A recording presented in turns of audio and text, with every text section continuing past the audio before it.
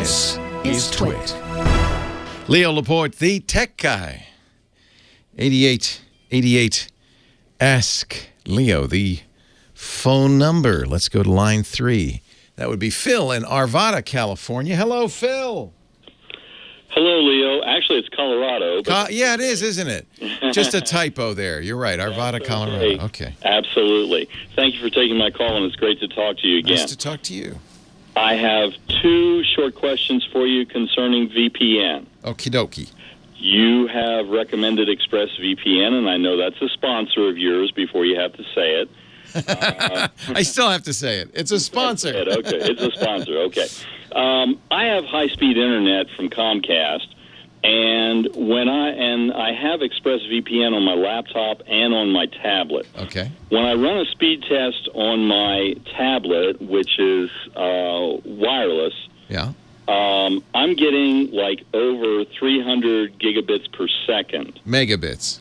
I'm sorry, megabits. What am I saying? And that's about the limit of what you can get on Wi-Fi. So that's good. Right. That's very good. Now, when I activate Expressvpn, it goes down to somewhere around 50 to 60. Yeah. And I'm wondering what's up with that. That's normal. That's normal? Any VPN is going to slow you down because you're going from your 200 megabit Comcast connection. Now you're going out into the internet through the VPN to wherever your VPN server is. And now if you just let most ExpressVPN does this, but I would imagine most consumer VPNs do this. If you just let them choose the server, ExpressVPN has a technology called, Smart Select or something, that chooses the fastest available server. But you're going to be limited because you're going through an extra layer, right? Immediately, that's going to slow you down. You got to go an extra step. And then it's going to depend on the speed of that server. ExpressVPN, one of the reasons I like them, besides the fact that they give us money for their ads, which really helps, but one of the reasons I like them is they have kind of made a commitment to providing a lot of bandwidth to their servers. You're in effect now using their servers' bandwidth, right? Right. So both up and downstream, because they're downloading it to you're going to their server via your speed, but it's their download and then out. So that's expensive.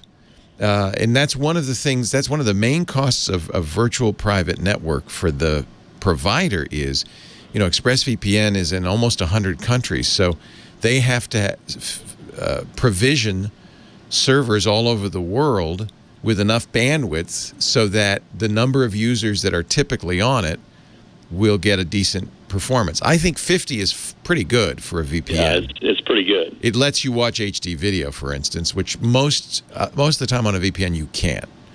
So that really is a factor of you've got, in effect, a second ISP because you're getting the speed of the ISP, in case Comcast, but then that's getting limited by whatever the speed of the VPN is. That's a second ISP.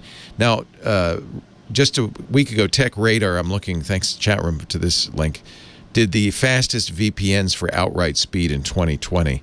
And they said ExpressVPN was the fastest. Okay. So 50, admittedly, is a lot slower than what you got. Yeah. But I'm still not having any trouble streaming, so... Yeah, you shouldn't. Yeah, you shouldn't.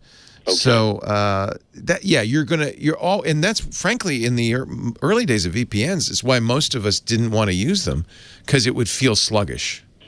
Okay. 50 megabits is not going to feel sluggish. No, not at all. No. Okay. I'd like your opinion on something very quickly. And around my house, your opinion is gospel. So here we go. My IT folks at work, I was talking to them about VPN, and my IT folks are saying, you do not need VPN at home. You're wasting your money. Well, that's because they think... What is your opinion? That's because, well, it just depends what you're using the VPN for. Mm-hmm. They are thinking of a VPN in the kind of old-fashioned sense of you would use it in an open Wi-Fi access point, like a coffee shop, to protect yourself against a rogue access point. So if you go to the coffee shop and you're on their Wi-Fi, Anybody else on the Wi-Fi can see what you're doing, and if the coffee shop is really rogue, they can see what you're doing. By the way, so can Comcast, but presumably you trust Comcast a little bit more than the coffee shop. That's what your IT guys are saying. But so that's another reason. So you're not using it for security at home, but there are two other reasons you would use a VPN at home. One is because Comcast, like most internet service providers, resells your surfing data to marketers. Right. That's completely legal. Sure. There's no prohibition on them doing that.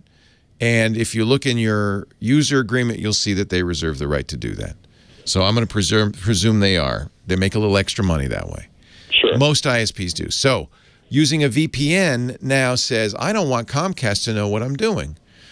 But keep in mind, the VPN does. They suddenly are now, like I said earlier, your second internet service provider. They see what you are doing. Because whoever puts you out on the public net and whoever does your DNS lookups, they're going to know what you're doing. Mm-hmm. A lot of people now are starting, Firefox offers this, Chrome I think is going to offer it.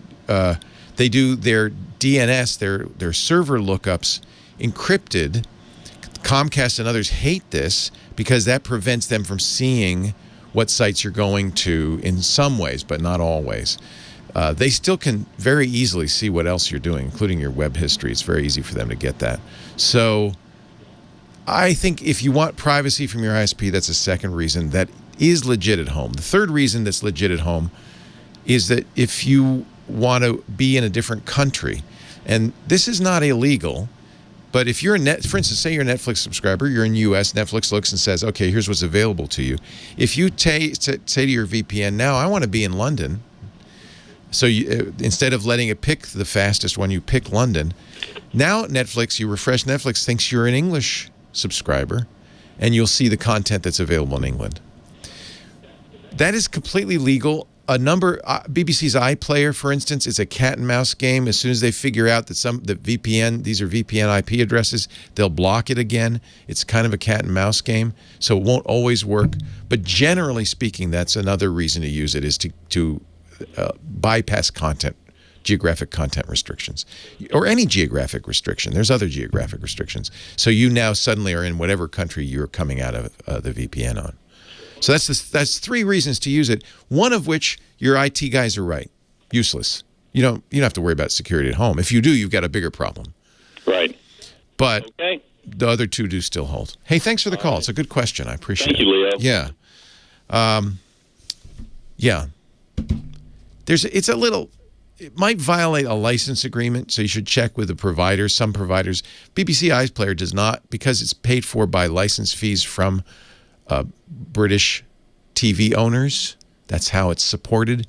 So their iPlayer, they don't want people who don't pay license fees to use iPlayer. But instead of making you log in, they just check your IP address. And most of the time that works. Somebody emailed me and said, hey, it stopped working. That means they figured out, oh, that's a VPN IP address that you're using, so we're not going to let you use iPlayer. But generally what happens is a little cat and mouse game, so the VPN company changes IP addresses. They buy a new block. They say, well, we're not coming in from VPN anymore. And that works again for a while. It's a cat and mouse game.